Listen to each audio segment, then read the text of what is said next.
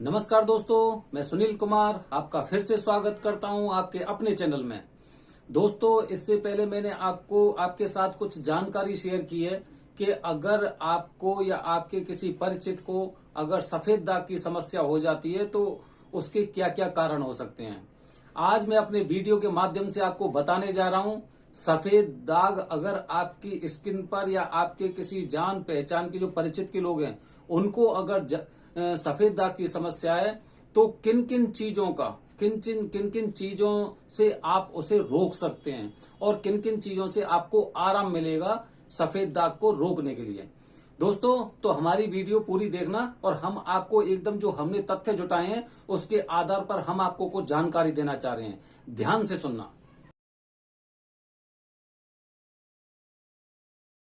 आपके शरीर पर कहीं पर भी सफेद दाग है तो काफी लोगों के पास आप जाएंगे, खासकर अगर आप मेडिकल में किसी डॉक्टर के पास जाते हैं तो अगर बॉडी में किसी चीज की कमी होती है तो उसे वो प्रोटीन से जोड़ देते हैं और प्रोटीन के लिए वो बताते हैं कि आप नॉन वेज का इस्तेमाल करें, आप अंडों का इस्तेमाल करें, अंडे खाइए आप। तो दोस्तों, मैं आपको बताने जा रहा हूं अगर आपको सफेद दाग की समस्या है तो सबसे पहले आपको नॉन वेज को छोड़ना पड़ेगा। जो अधिकांशतः लोग प्रोटीन के चक्कर में और डॉक्टरों के कहने पर अंडे का या फिर मुर्गे का या फिर किसी मटन चिकन इनका इस्तेमाल करते हैं तो उससे इस बीमारी के ज्यादा और अतिशीघ्र फैलने की संभावना बहुत ज्यादा होती है। इसलिए आपको ध्यान रखना है कि आपको नॉन वेज से एकदम दूर रहना है अगर आपको अपनी समस्या से निजात पाना है, तो अगर आपको सफेद दागों को रोकना है तो। अगला उपाय, आजकल मार्केट में या टीवी के माध्यम से प्रचार प्रसार के माध्यम से जितने भी नमक आ रहे हैं और सबको आयोडीन के नाम पर थोपा जा रहा है।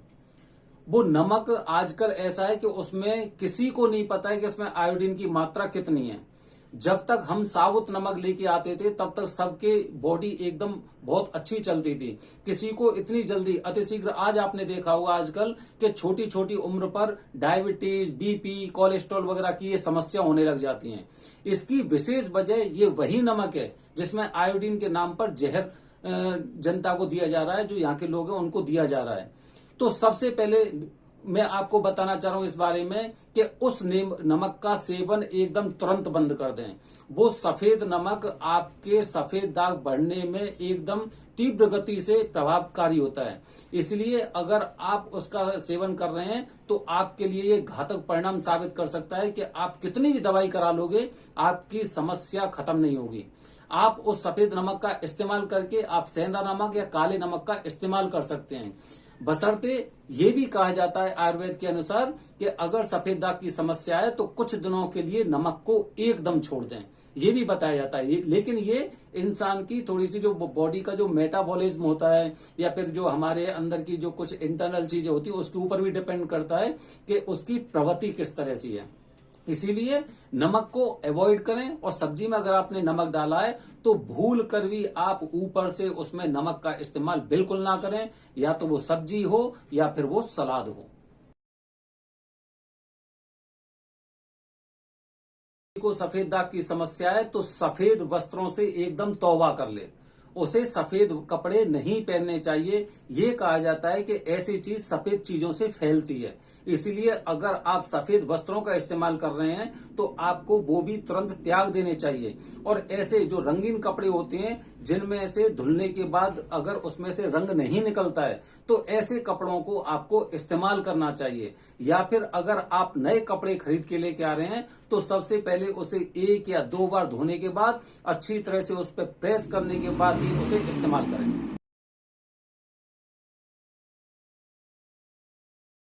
क्योंकि आजकल हर किसी की समाज में, रिश्तेदारी में शादियों का दौर चल रहा है और शादियां पूरे साल सी होती है, बीच में कुछ समय के लिए बंद होती हैं। तो आपको विशेष ध्यान रखना है, अगर आप किसी शादी की रिसेप्शन पार्टी में जा रहे हैं या किसी भी तरह की पार्टी में या दावत में आप जा रहे हैं तो आपके दिमाग में ये चीज पहले से ही पूरी तरह से सेट होनी चाहिए पूरी तरह से आपको आकलन कर लेना चाहिए कि मुझे ये चीजें नहीं खानी है। अगर आपके साथ अगर वहां पे दूध की सामग्री रखी हुई है और उसके साथ आपको वहां पे दही भी रखा हुआ है, तो ऐसी चीजें जो एक दूसरे के प्रति प्रतिकूल प्रभाव दिखाती हैं, ऐसी चीजों का इस्तेमाल बिल्कुल नहीं करना चाहिए। काफी लोग क्या करते हैं कि मीठा खाने के बाद दही का भी इस्तेमाल कर लेते हैं, दही बड़े खा लेते हैं, उसके ऊपर चाय कॉफी पी लेते हैं या फिर आइसक्रीम खा लेते हैं। ये समस्या ऐसे लोगों के लिए जटिल साबित हो सकती है और फिर इससे निजात पाना बेहद मुश्किल हो जाता है। अगला उपाय बता रहा हूं, आप अपने घर परिवार में हमेशा से 2 बातें आपको ध्यान रखनी है। घर परिवार में जब भी आप खाना खा रहे हैं, एक आपको करेला और दूसरी आपको कटहल। अगर करेला और कटहल की सब्जी आपके घर में बनती है तो आपके दिमाग में पहले से ये बात आ जानी चाहिए कि इसके साथ मुझे कोई चीज इस्तेमाल नहीं करनी है। कोई भी सब्जी हो, कोई भी दाल हो, कुछ भी हो, उसके साथ आपको इस्तेमाल नहीं करना है। क्योंकि वैसे ना अधिकांश लोग भूल जाते हैं कि इसके साथ कौन सी चीज खानी है, कौन सी चीज नहीं खानी है, ऐसे करके। तो सबसे सटीक उपाय ये है कि आप 2 सब्जियों का ध्यान रखना है।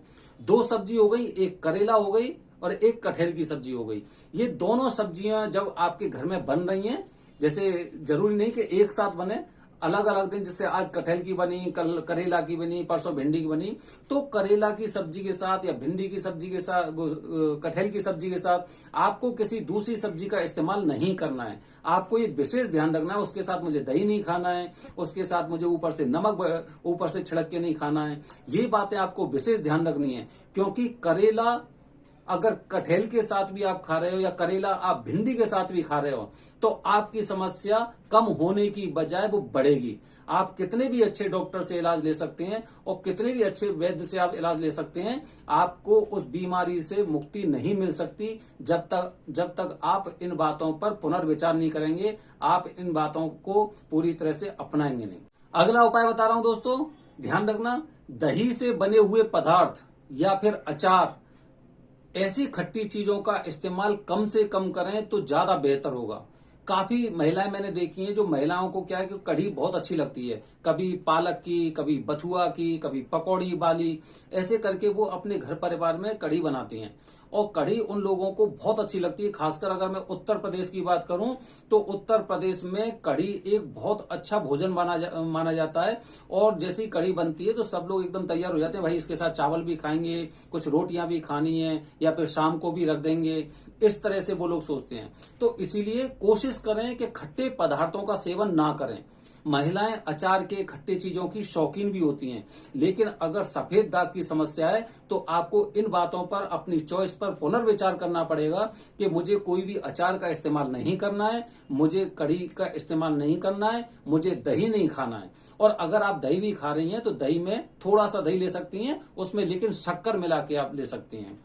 तो दोस्तों, ये मैंने आपको कुछ बेसिक जानकारी दी है जिससे कि आप अपने शरीर पर हुए सफेद दाग को नियंत्रित कर सकते हैं। अब इसमें पहल आपकी होती है, इसके साथ आपको कुछ दवाइयों का भी इस्तेमाल किया जाता है और होम्योपैथिक में बहुत अच्छी दवाई भी है। और मैंने काफी ऐसे लोगों को देखा है जिनके सफेद दाग उन दवाइयों से ठीक हुए हैं और ठीक हो रहे हैं। काफी मैंने ऐसे पेशेंट देखे हैं। तो इसीलिए अगर आपको अतिशीघ्र महीने 2 महीने में अगर इससे मुक्ति नहीं मिल रही है तो होम्योपैथिक के ट्रीटमेंट पर आप विश्वास करें। आयुर्वेद में भी इसका बहुत अच्छा इलाज है, लेकिन आयुर्वेद में कुछ ऐसे हमें जो परिणाम है वो मिले नहीं, जो सफल परिणाम होते हैं वो हमें नहीं दिखाई दिए। लेकिन होम्योपैथिक में अगर आप बहुत अच्छे होम्योपैथिक से बात करते हैं तो वहां पर इसका पूरी तरह से और पूर्ण सफल परिणाम है। तो उसको आप आजमा सकते हैं। और आजमाने के बाद आपको एक विशेष ध्यान रखनी है कि इसमें आपको पेशेंस बहुत जरूरी है। ये एक ऐसी बीमारी है जो महीने, 2 महीने, 6 महीने में सही नहीं हो सकती। हो सकता है इस बीमारी में 2 साल भी लग सकते हैं, हो सकता है इस बीमारी में आपको 4 साल भी लग सकते हैं। लेकिन सही होने के लक्षण आपको आपकी बॉडी पर दिखाई देने लग जाते हैं कि हाँ, ये दवाइयां और मेरी बीमारी पर असर कर रही हैं। इसलिए पेशेंस की बहुत जरूरत है। और आप ध्यान रखें, इस दुनिया में अगर बीमारी है तो उसका इलाज भी है। अगर आपको इलाज नहीं मिल पा रहा है तो इसका कारण यह है कि आपने किसी अच्छे डॉक्टर को नहीं चुना है, आपने किसी अच्छे वैद्य को नहीं चुना है, या फिर आप सही ऐसी जगह नहीं जा पाए हैं जहां पर इसका सफल इलाज है। काफी लोग 1 महीने, 2 महीने, 3 महीने में इस बीमारी को खत्म करने का दावा करते हैं, लेकिन मैं आप लोगों से रिक्वेस्ट करता हूं कि जो बीमारी इतनी खतरनाक है उसे 1 महीने या 2 महीने में खत्म करने के चक्कर में ना पड़ें। क्योंकि काफी बार ऐसा होता है कि ये लोग दवाई दे देते हैं, उससे कुछ दिनों में शायद हो सकता है आराम मिल जाए, लेकिन उसके बाद ये बीमारी दोबारा से हो सकती है। इसीलिए अच्छी जगह से ट्रीटमेंट लें, अच्छी जगह से इलाज लें, और इसका 100% सफल इलाज है जो हमने देखा है, होम्योपैथिक में देखा है। तो दोस्तों, ये मैंने आपको कुछ जानकारी शेयर की है। अगर आपको इससे संबंधित कोई भी सवाल मुझसे पूछना है तो आप कमेंट बॉक्स में मुझे मैसेज कर सकते हैं, या फिर किसी ऐसे आपके मित्र को या परिचित को आपको ये बीमारी है तो उसे मेरा वीडियो अवश्य भेजें, और उसके अगर कुछ क्वेश्चंस होंगे तो मैं उसका जरूर जवाब दूंगा। धन्यवाद दोस्तों। जय हिंद, जय भारत, हर हर महादेव।